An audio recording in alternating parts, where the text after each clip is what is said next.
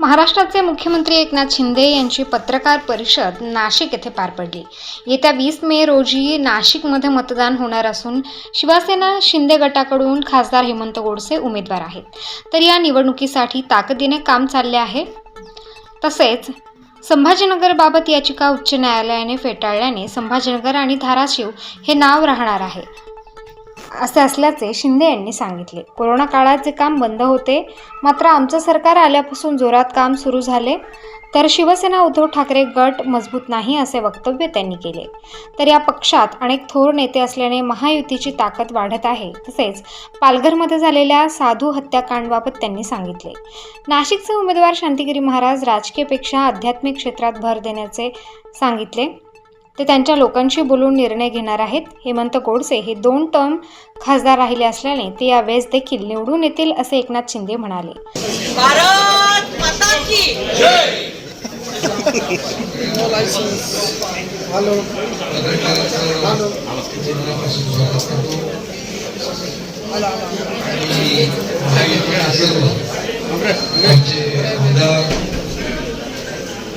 महायुतीचे सर्व पदाधिकारी, महायुतीचे सर्व नेते यांचंही मनापासून स्वागत करतो।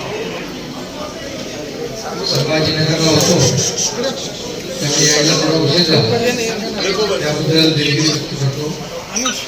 आणि पत्रकार मित्रांना मनापासून सगळ्यांना तुम्हाला शुभेच्छा देतो की येत्या 20 तारखेला जी लोकसभेची निवडणूक होती, या लोकसभेच्या निवडणुकीमध्ये महायुतीचे उमेदवार हेमंत गोडसे यांना महायुतीने उमेदवारी दिलेली आहे आणि त्यांचा प्रचार जोरात सुरू आहे। आताही मी 2-3 बैठका सभा घेऊन आलो। यामध्ये महायुती अतिशय ताकदीने एकजुटीने काम करते। सर्व पदाधिकारी जे आहेत महायुतीचे ते मतदारसंघामध्ये आपापल्या विधानसभा मतदारसंघामध्ये काम करतायत आणि नक्की या निवडणुकीमध्ये जे काही आता एक तर पहिलं संभाजीनगर मध्ये मी असतानाच एक आनंदाची बातमी मला मिळाली की छत्रपती संभाजीनगर हे जे नाव आपण दिलं होतं ते नाव, त्या नावाच्या विरुद्ध हायकोर्टात याचिका दाखल केली होती। हायकोर्टाने याचिका फेटाळली आणि छत्रपती संभाजीनगर हे नाव त्याच्यावर शिक्कामोर्तब केलेलं आहे। धाराशिव देखील अशाच प्रकारचं नाव त्याच्यावर शिक्कामोर्तब केलेलं आहे। ही आपल्या सगळ्यांसाठी आनंदाची बाब अशासाठी की महायुतीने हे सगळं केलं होतं आणि त्यामुळे तो एक आनंदाचा निर्णय आपला झाला। गेले 2 वर्षामध्ये महायुतीने केलेल्या राज्यामध्ये काम आपल्यासाठी आपण पत्रकार मित्र सगळे साक्षीदार आहात की आमचं सरकार महायुतीचे यायच्या पूर्वी 2.5 वर्षामध्ये पूर्ण कारभार बंद होता, सर्व ठप्प होतं, सगळ्या याच्यात कामात स्पीड ब्रेकर होता आणि देवेंद्रजींनी मी कामाला सुरुवात केली आणि युती म्हणून काम सुरू झालं, प्रकल्प सुरू झाले, योजना सुरू झाल्या।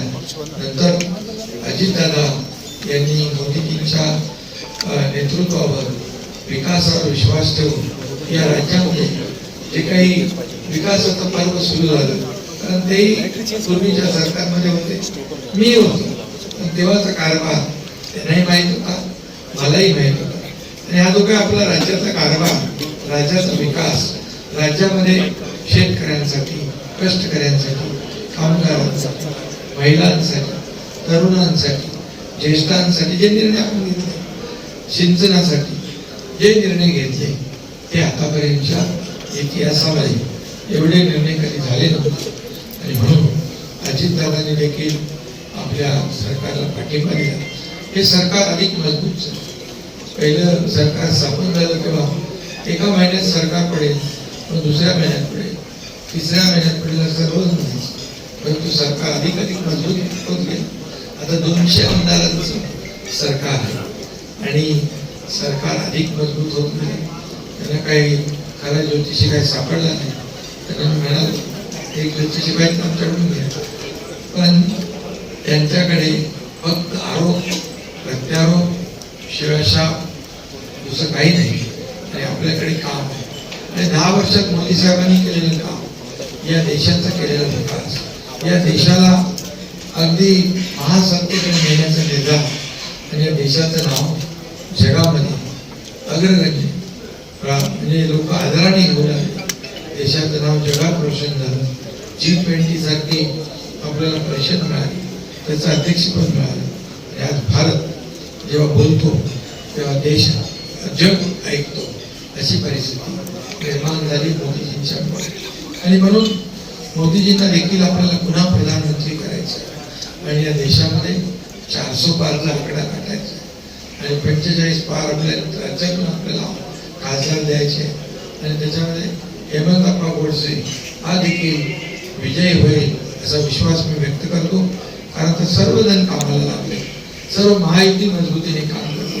विजयप्पा करंकर पण आज त्यांचा अख्खा सगळा तो काय कार्यकर्त्यांचा संच लोकप्रतिनिधी त्यांनी प्रवेश केलाय, मोठा प्रवेश झाला. याच्यापूर्वी बबनराव गोलपानी केला, त्याच्यापूर्वी आणखी काही लोकांनी केला आणि त्यामुळे नवीन नवीन सगळे लोक येत आहेत. महायुतीची ताकद वाढती आहे आणि त्यामुळे आपले हेमंतप्पा गोडसे यांचा विजय पक्का आहे हे मी या खात्रीने आपल्याला सांगू इच्छितो. साधू संत स्वतःहून आले होते हेमंतप्पा गोडसे यांना आशीर्वाद द्यायला आणि ते म्हणाले आम्ही सर्वजण तुमच्या सोबत आहोत. कारण पालघरमध्ये झालेला साधू हत्याकांड त्यांनी मला बोलून दाखवलं की जी केस जी आहे ज्या पद्धतीने चालवायला पाहिजे होती, दुर्दैवाने सरकारने त्यात लक्ष घातलं नाही, मुख्यमंत्र्यांनी लक्ष नाही घातलं. पण तुम्ही मुख्यमंत्री झाल्यानंतर त्यांना जे काही त्या केसमध्ये जे लक्ष घालायला पाहिजे ते आमचं सरकार घालते. त्यांच्या परिवाराला देखील बघा पैशाने माणसं परत येत नाही, परंतु त्यांचा परिवार उघड्यावर पडू नये हे देखील आम्ही आपल्या सरकारने त्यांच्या पाठीशी उभं राहण्याचं काम केलं. त्याची आठवण त्यांनी आम्हाला करून दिली आणि म्हणून त्यांनी म्हटलं की हेमंतप्पा गोडसे नाही तर आपण राज्यातले जेवढे महायुतीचे उमेदवार आहेत त्यांना आमची साधू संतांची वारकऱ्यांची जी काही आघाडी आहे वारकरी संप्रदाय या सगळ्यांचा पाठिंबा आहे. त्याचा पाठिंबा त्यांनी जाहीर केला. कुंभमेळ्याच्या बद्दल पण त्यांनी उल्लेख केला. कुंभमेळ्याची देखील बैठक झाली आहे, ती देखील बैठक आणखी देखील त्याची तयारी त्यांना सांगितली की काही कमी पडणार नाही. आणि त्याचबरोबर शांतिगिरी महाराजांचा देखील विषय निघाला. मी स्वतः त्यांच्याशी बोललेलो आहे तर त्यांनाही सांगितलं शांतिगिरी महाराजांना तुम्ही राजकीय अधिष्ठानापेक्षा एक धार्मिक आणि आध्यात्मिक अधिष्ठान केव्हाही वरचं असतं. त्यांनी राजकीय कार्यकर्त्यांना आशीर्वाद देण्याच्या भूमिकेत असलं पाहिजे आणि ते म्हणाले तुमचा प्रस्ताव आम्ही आमच्या लोकांच्या समोर मांडतो. हेही लोक म्हणाले की सगळेच जण त्यांच्याशी बोलतील आणि जे काही आपलं सरकारचं धोरण आहे, आज आपण मंदिराचं जीर्णोद्धार करतो, आज पंढरपूरचा विकास आराखडा केला, तिथे मोठ्या प्रमाणावर चांगलं देवस्थान, स्वच्छता, सगळ्या सोयीसुविधा, सगळी देवस्थानं जी आहेत, प्राचीन मंदिर आहे त्यांना पण मोठ्या प्रमाणावर विकास निधी देते. त्यामुळे गडकोट किल्ले छत्रपती शिवाजी महाराजांनी बांधले, त्याचा जीर्णोद्धार तेही काम आम्ही हाती घेतलं.